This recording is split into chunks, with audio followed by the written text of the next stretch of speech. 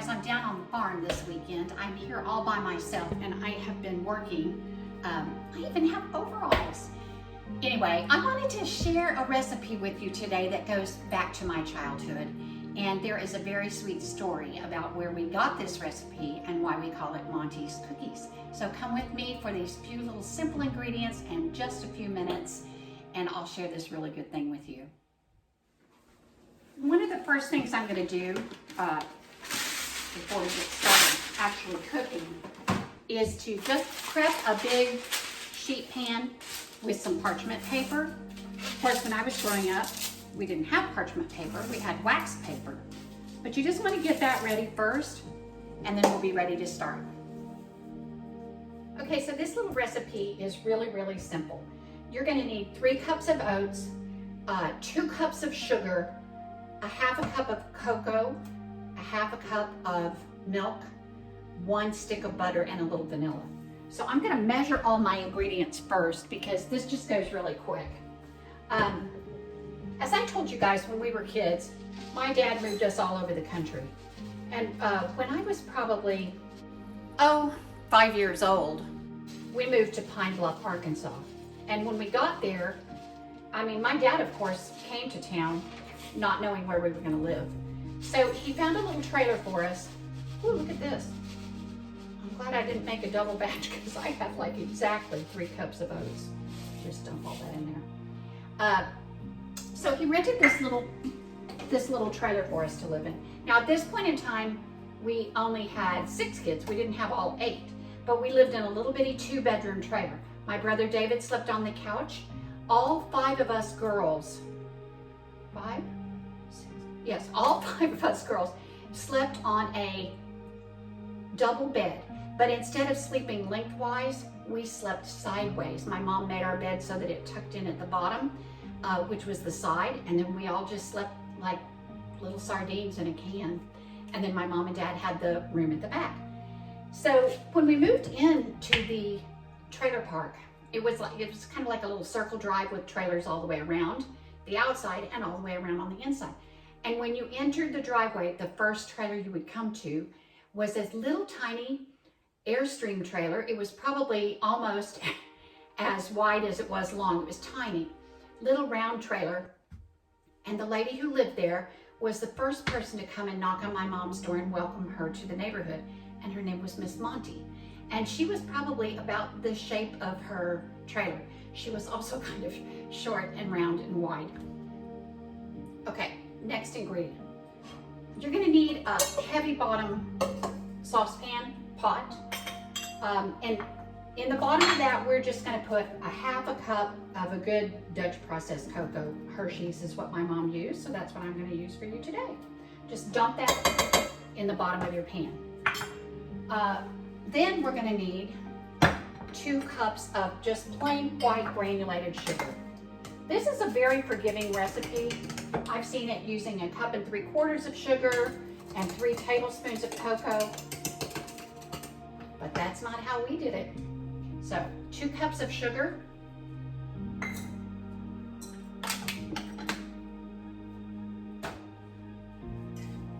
grab a spoon, just kind of mix the cocoa and the sugar together a little bit before you go to the next step.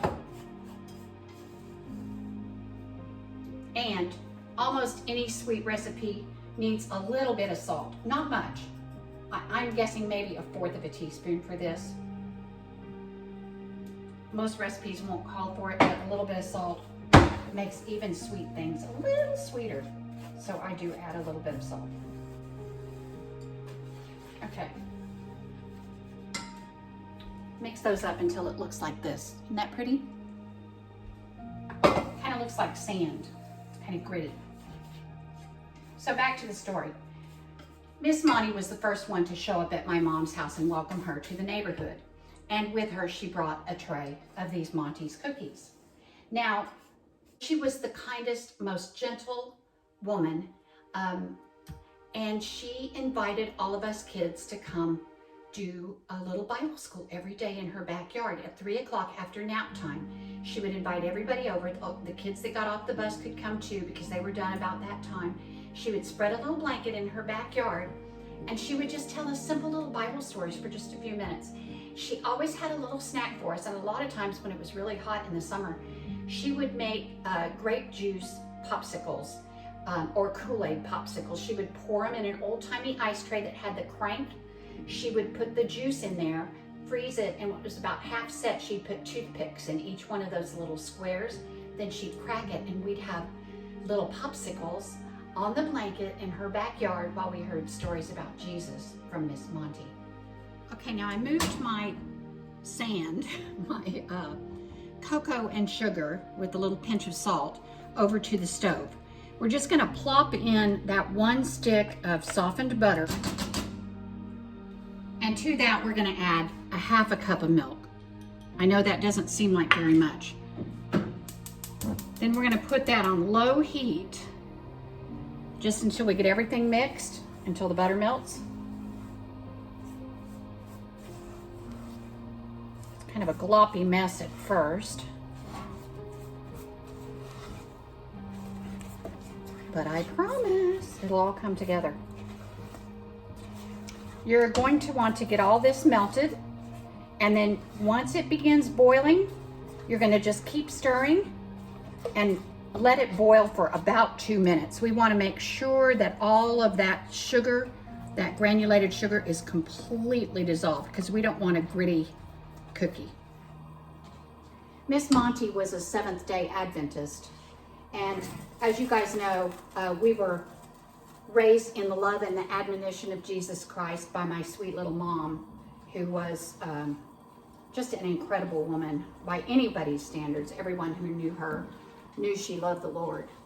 But Miss Monty invited Deanna and I to go to church with her one Saturday because, being Seventh-day Adventist, that was when they went to church. And my mom was fine with that, so Deanna and I went to church with Miss Monty. It was quite a way away. We probably rode in a car with her for half an hour, and we got to a little white wood frame building. And you know what happened next? I don't think I've ever seen happen since, and I certainly never saw it happen before. And I couldn't wait to tell my mom about it when I got home, because this never happened in any church I ever went to. As soon as we arrived, the women went to the left side and the men went to the right side, and then they proceeded to bring in basins of water and washcloths and bars of soap. Half the women sat in a pew and the other half sat on the floor at their feet. They took off their shoes and socks. Some of them back then wore stockings. They rolled them down, and the women washed the feet of the women, and the men washed the feet of the men. It was such a gift of service. And of course I didn't understand it back then. I just thought, what a strange tradition that they would wash each other's feet at church. And of course my sweet mom had told me that Jesus did that. And that was my first experience of seeing anybody actually serve someone else in such a selfless fashion. Okay, here's that nice rolling boil I was telling you about. Like little lava bubbles rolling up and popping. You guys, Emily loved these so much. She got to where she knew this recipe by heart, and sweet little thing, she could make these in her sleep. In fact, sometimes she'd want a little snack or a sweet, and my mom may have gone to the store or something, and Emily would quick get out all of the stuff. She'd hurriedly make a half a batch or so, and then we would eat them all. And of course we thought my mom never knew, but the chocolate smell in the house is so strong. I'm very confident that she knew exactly what had taken place, but she did not care. She was the best little mom there was. Okay, right about here, we're gonna turn the fire off. Stir it for just a sec, let it cool down just ever so slightly. And this is where we're gonna add just a little smidgen of vanilla. You don't want to do this before when you're adding your other liquid ingredients, because remember, vanilla is mostly alcohol, and if you cook it it'll evaporate and you'll cook all the flavor right out. So you always add your vanilla kind of at the last. Oh, that smells so good. All right, then we add our oats, dump that in. And just make sure it's all worked together really well.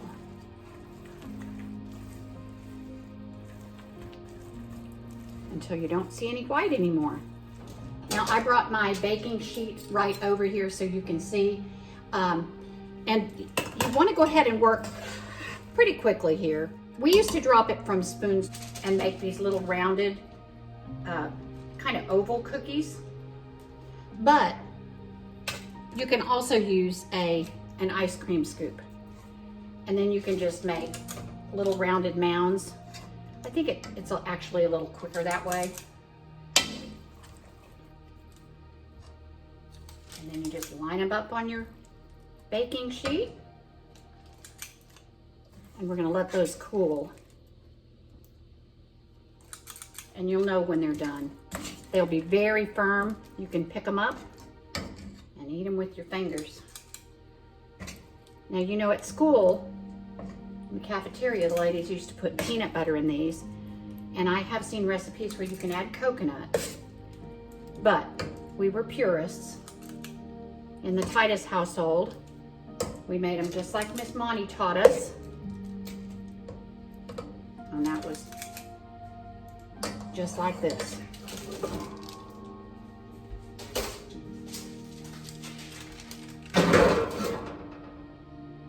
Eat.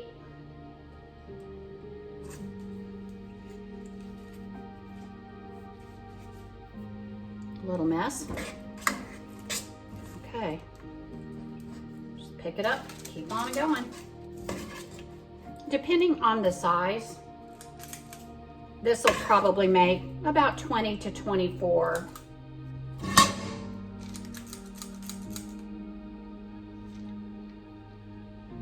Woo! Don't do that. Do not do that. It'll boin you. I'm just gonna clean up while those harden, but I just wanna say, we're not all Billy Grahams. We're not all Beth Moore. But we do have a ministry, and it can be something as little as just serving somebody, making somebody something from your kitchen and sharing it. It's a really good thing. It's a very sweet thing. I'm 65 years old. I haven't seen Miss Monty since I was 5.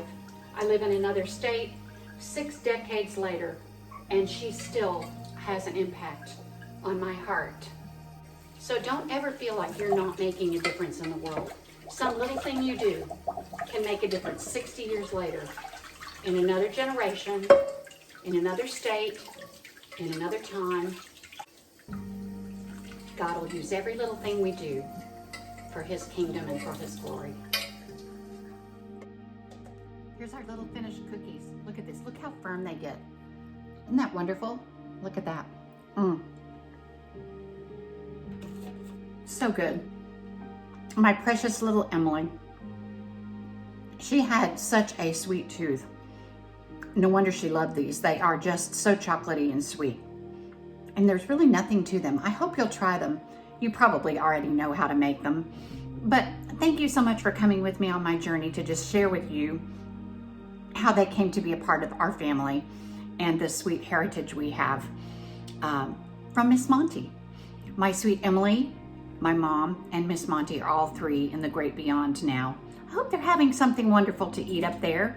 And I just want to tell you thank you so much for being here and joining me while I rambled on about Miss Monty and our little sweet family memory of her.